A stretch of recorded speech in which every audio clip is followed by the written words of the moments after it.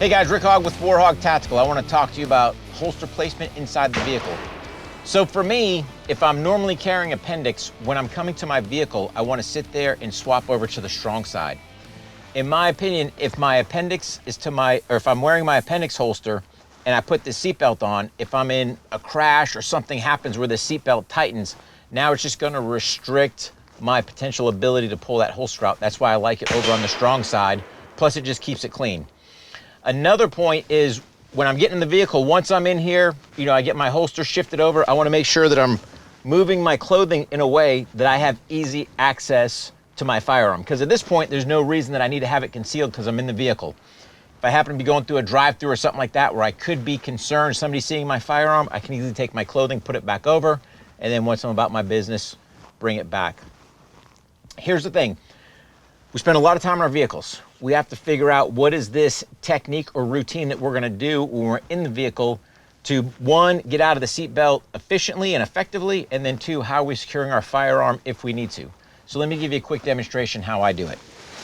So again, I'm in the vehicle, secure my seatbelt just like I normally would.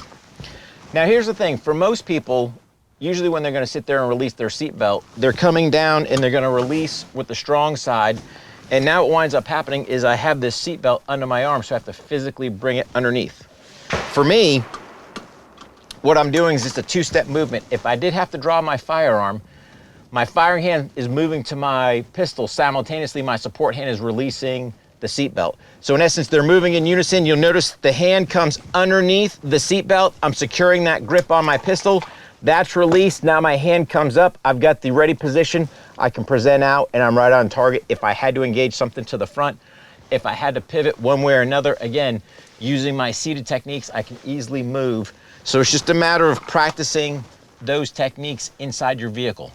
This vehicle here happens to have leather seats. You kind of slide around a little bit. Maybe you have cloth, but it's definitely something you have to practice and try. So let me show you one more time kind of the motions so you see the action. And then really, this is something you can go back to your house, park in the garage, tuck everything in, make sure your pistol's cleared, and just work this in a dry fire manner so that you can know where that holster placement is for you inside your vehicle. So again, I get my seatbelt on. It's there, my hands are there. I'm coming underneath the seatbelt, securing my firearm, drawing it out, and I'm able to engage if I had a threat to my front. So again, guys, the ability to quickly access your firearm. Where's your holster placement? Am I saying that you can't put it in an appendix? I'm not. What I'm saying is, for me, it's not efficient.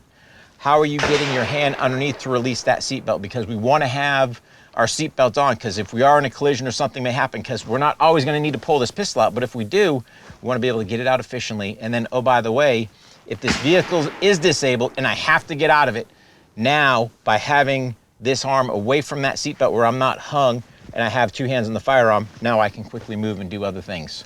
Practice this technique, try it out, figure out what works best for you, and find your holster placement inside your vehicle.